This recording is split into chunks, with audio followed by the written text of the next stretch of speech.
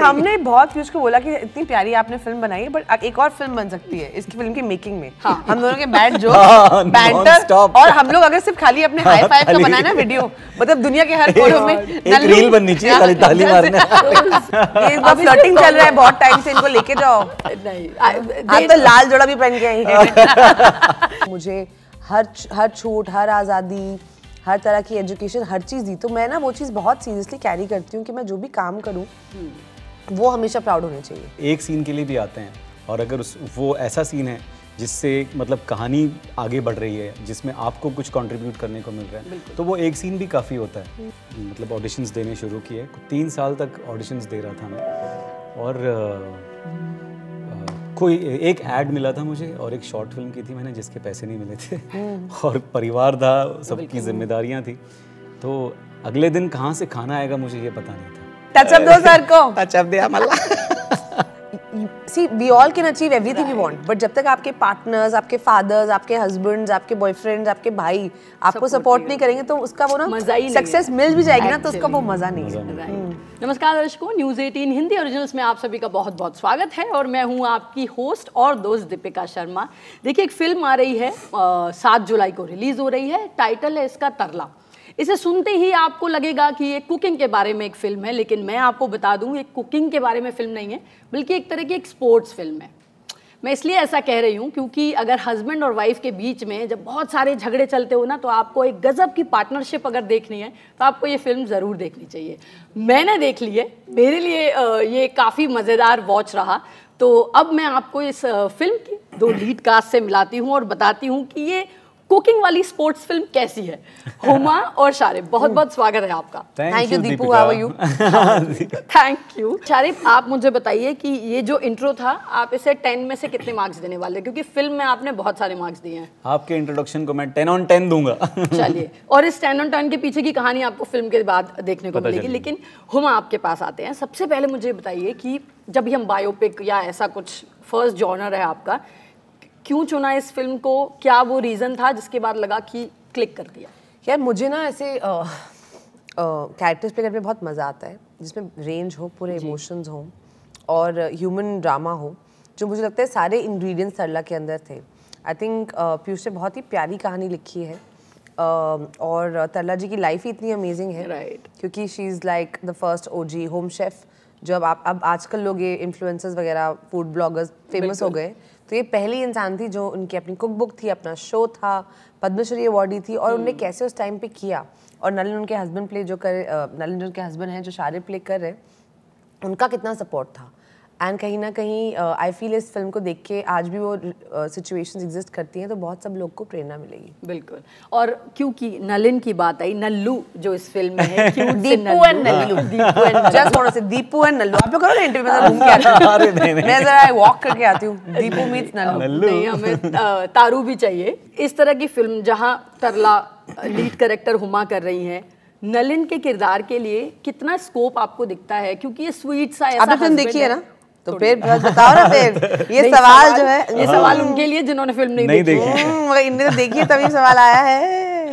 नहीं, मेरे लिए तो मतलब काफ़ी स्कोप था। मुझे लगता है कि अगर किसी भी एक्टर को ये फिल्म ऑफर होती है, उससे अगर कोई मना करेगा तो मुझे लगता है वो बेवकूफ़ ही होगा कोई, जो इतने प्यारे से किरदार को निभाने से मना कर देगा सिर्फ इसलिए क्योंकि टाइटल रोल किसी और का है और कहानी किसी और की। ये तो बहुत ही बेतुकी चीज़ होगी मेरे हिसाब से। अगर आप कहानी में अगर एक सीन के लिए भी आते हैं, और अगर वो ऐसा सीन है जिससे मतलब कहानी आगे बढ़ रही है, जिसमें आपको कुछ कंट्रीब्यूट करने को मिल रहा है, तो वो एक सीन भी काफ़ी होता है। बट इस फिल्म में तो I am playing Tarla Dalal's husband, और I am paired opposite Huma Qureshi, the Huma Qureshi. तो उसके बाद में दी OG लो जी सुनो जी। मेरी टांग खींच रही, वैसे ही बता दो यार। आपने दीपू और नल्लू को एक साथ जोड़ दिया। हमने बहुत पीयूष को बोला कि इतनी प्यारी आपने फिल्म बनाई है, बट एक और फिल्म बन सकती है इसकी फिल्म की मेकिंग में। हम दोनों के बैड जोक, बैंटर, और हम लोग अगर सिर्फ खाली अपने हाई फाइव का बनाए ना वीडियो, मतलब दुनिया के हर कोने में एक रील बननी चाहिए, खाली ताली मारने। So nice.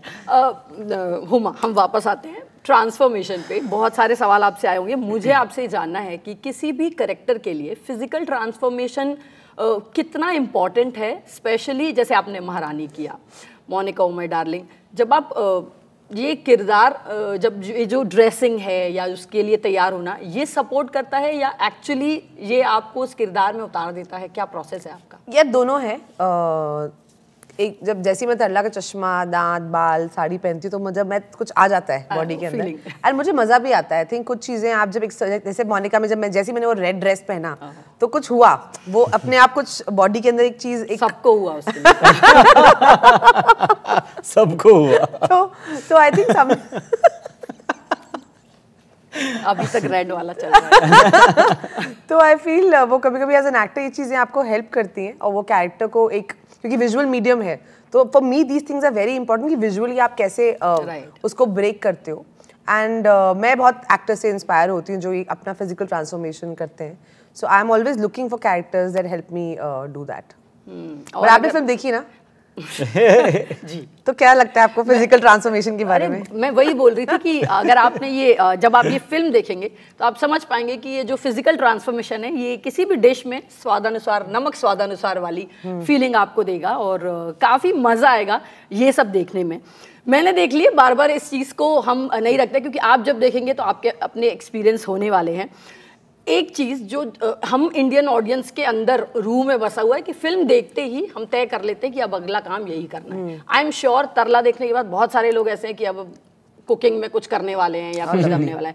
आप लोगों की लाइफ में कौन सी ऐसी फिल्म है जिसे देखने के बाद लगा कि हाँ अब ये वाला काम तो मैं करने वाली हूँ? कोई है like कुछ भी चेंज कर दिया हो एज अ ऑडियंस? मुझे याद है रॉक ऑन ने मुझ पर ऐसा एक बहुत इम्प्रेशन छोड़ा था। उस वक्त मैं भी वो एक मिडिल एज क्राइसिस और जॉब से थोड़ा सा वो था, मुझे कुछ करना था, और जब मैंने वो फिल्म देखी ना तो उसने मुझे बहुत बहुत इंस्पायर किया।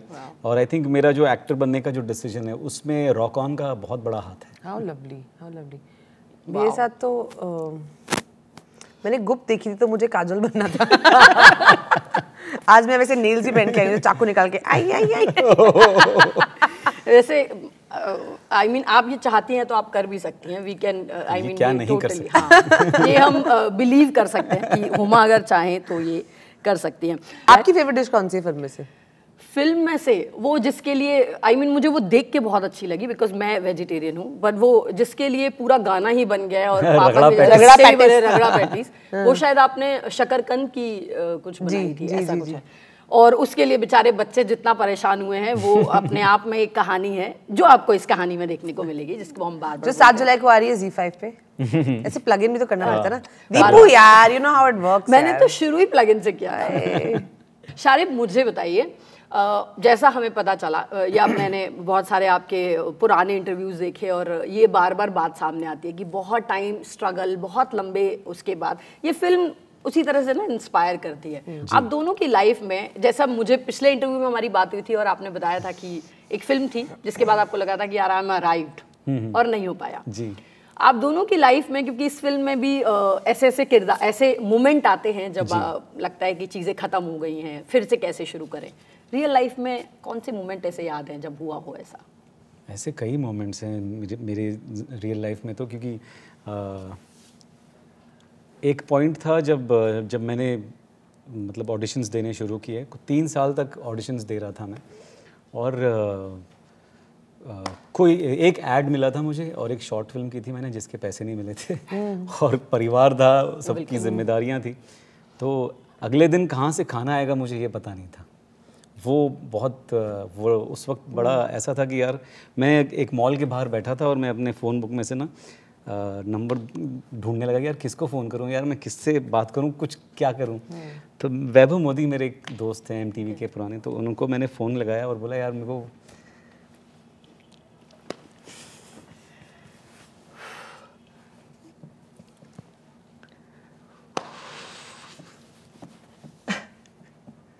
Sorry no please. उनको मैंने फ़ोन लगाया, बोला यार मुझे काम चाहिए, यार पैसे चाहिए, कुछ भी अगर कुछ हो रहा है।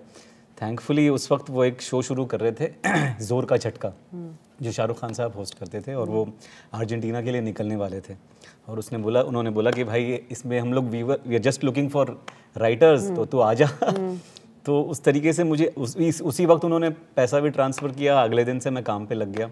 और मतलब ऐसे ऊपर वाला असल में जब भी मैं एकदम लोएस्ट लो पे जाता हूँ ना, पता नहीं कहीं से कोई फरिश्ता आता है और एक ऐसे हेल्प कर देता है और वो मुश्किल घड़ी भी पार हो जाती है। तो मैं उस तरीके से मैं काफ़ी blessed हूँ कि But you are blessed and you are blessed because you're such a good guy and you're so hardworking and you're so talented.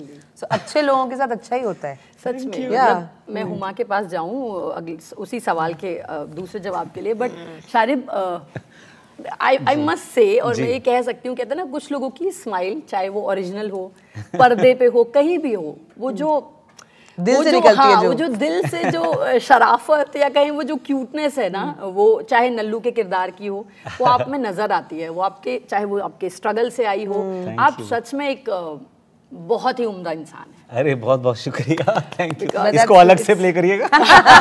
ये इसका प्रोमो कटेगा। अभी मेकअप सब हट गया मगर टच अप दो सर को। टच अप दिया मल्ला।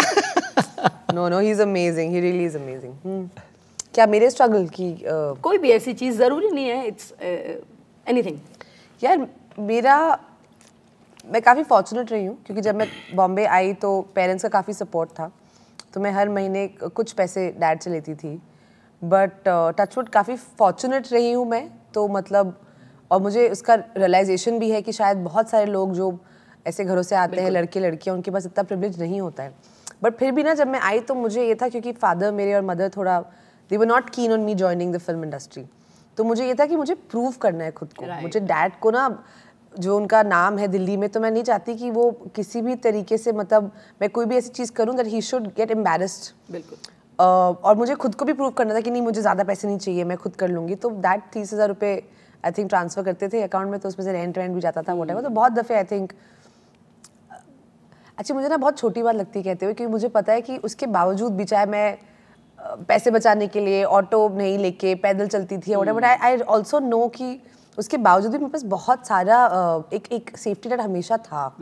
And I feel very grateful to my parents कि उन्होंने डिस्पाइट जहाँ से, जो हम मुस्लिम एक कंजर्वेटिव फैमिली से आते हैं, उसके बावजूद भी मुझे बहुत सपोर्ट किया। और कभी ये नहीं बोला कि मैं लड़की हूँ तो मैं किसी से कम हूँ या अपने भाइयों से कम हूँ। मुझे हर छूट, हर आज़ादी, हर तरह की एजुकेशन, हर चीज़ दी। तो मैं ना वो चीज़ बहुत सीरियसली कैरी करती हूँ कि मैं जो भी काम करूँ वो हमेशा प्राउड होने चाहिए। सो आई थिंक तो बस यही है, I don't know what to say. She has definitely made her family proud। इतना बढ़िया काम किया एक्चुअली। आई मीन फिल्मोग्राफी उठा के देखो तो हर किरदार, आई मीन आप दोनों ने, मेरा हमेशा दिमाग में रहता है कि अच्छा डैड को अच्छा लगेगा कि नहीं, will he be proud or not, and that thing is always in my head because I feel like कि बाकी सब ठीक है। वो जब मेरे को बताते ना कि जैसे महारानी आया, he would get so happy, Sharib. He would call me, अरे पता है मेरे उस दोस्त ने देखी, वो दोस्त ने ये बोला। वो मैजिक है मेरे लिए, उससे बड़ी कोई चीज़ ही नहीं है। ये फीलिंग सिर्फ पापा वाली उधर से आ सकती है। आई एम श्योर जब भी मेरे कोई इंटरव्यूज आते हैं तो ये मेरा काम है, जॉब है, बट मेरे पापा वो पूरे मोहल्ले, पता है ये आ गया। So ये फीलिंग सिर्फ, I totally understand. No, absolutely, fathers are daughters like special। उनके लिए तो वो मम्मी को भी चुप करा देते हैं, ठीक है पहले इंटरव्यू होगा उसके बाद। Correct, lovely. और ऐसे ही होना चाहिए। Our fathers are our main strength, which is why in the film also we show ना कि see we all can achieve everything we want, but जब तक आपके पार्टनर्स, आपके फादर्स, आपके हस्बैंड्स, आपके बॉयफ्रेंड्स, आपके भाई आपको सपोर्ट नहीं करेंगे तो उसका वो ना सक्सेस मिल भी जाएगी ना, तो उसका वो मजा नहीं है। चलिए, तो मैं तो थोड़ी सी यहाँ से वो जो हस्बैंड वाला बात आई ना, तो मैं भी कोशिश करूँगी। हाय जीजू, हाय। वो खुश हो जाएंगे आज। वो प्लग इन किया, निकाल दीजिए। तो चलिए, चलते चलते बहुत सारी मजेदार और दिल वाली बातें हो गई, पर अब एक मुझे ये बताइए। हाँ, बिल वाली हम बात ऑफ कैमरा करेंगे, पर इस शूटिंग के दौरान जैसे आपने बोला हाई फाई वाले पूरे रील्स बन जाएंगे या और भी बहुत सारे रील्स बन जाएंगे, एक कोई ऐसी आदत है जो आप लोगों को एक दूसरे के बारे में पता चली हो शूटिंग के वक्त? क्योंकि आप पहली बार शारिब से मिली आई थिंक, और आप हुमा से। मुझे तो शारिब की आई थिंक आई तो हैड लव्ड हिज वर्क, मतलब मैं जब भी इनका काम पहले भी देखा था, and then when we started working together, मैंने कहा यार क्या बढ़िया इंसान है, क्या बढ़िया एक्टर है, हंसते रहते हैं, मुस्कुराते रहते हैं। बट एक पर्टिकुलर इंसिडेंट हुआ था, मुझे अभी भी याद है. He is a very emotional guy and I love that about him because I am also super emotional. और मैं अगले दिन मेरा शूट नहीं था, मुझे रिक्वेस्ट आया कि ना आप 2-3 घंटे के लिए आ जाओ. If I can share this story. Please. And then he also came and spoke to me कि कल ना मैं थोड़ा लेट हो जाऊंगा समथिंग. तो मैंने कहा क्या है what ever. And he told me that his wife had a surgery and it was a very serious surgery. I don't want to talk about it because it's not right, and I know how much he loves his family and how much he loves his wife. And I was looking at him saying, ये इंसान इतना हंसमुख, अभी हमको 2 second पहले गाने गा के मस्ती करके हंसा रहा था. And there's so much that is going on in his life. But ये कभी भी ना अपने दुख को या अपनी तकलीफ को किसी पे जाहिर नहीं करते.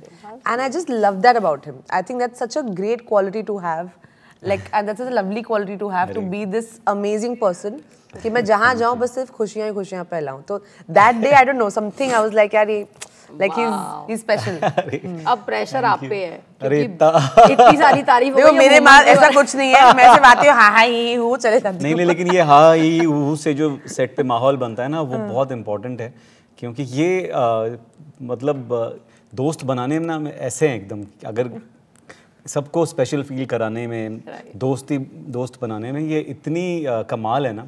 और वो ज़बरदस्ती की मतलब फेक चीज़ नहीं होती है, वो नेचुरली निकलता है, जेन्युइनली निकलता है. ऐसा नहीं कि अरे इसको मतलब अच्छा बोलूँगी तो सब लोग बोलेंगे अरे वाह ये कितनी अच्छी है. वो जेन्युइन है वो. तो वो चीज़ मुझे इनकी बहुत प्यारी लगती है. How sweet. इतनी प्यारी प्यारी बातें हो गई. मुझे लग रहा है इन सारी प्यारी प्यारी बातों की डायबिटीज हो गया क्या, यही सब कुछ बंद कर देना चाहिए. और वैसे भी जीजू का कॉल आ गया. हाय जीजू, ये फ्लर्टिंग चल रहा है बहुत टाइम से, इनको लेके जाओ. नहीं आप तो लाल जोड़ा भी पहन के आई हैं.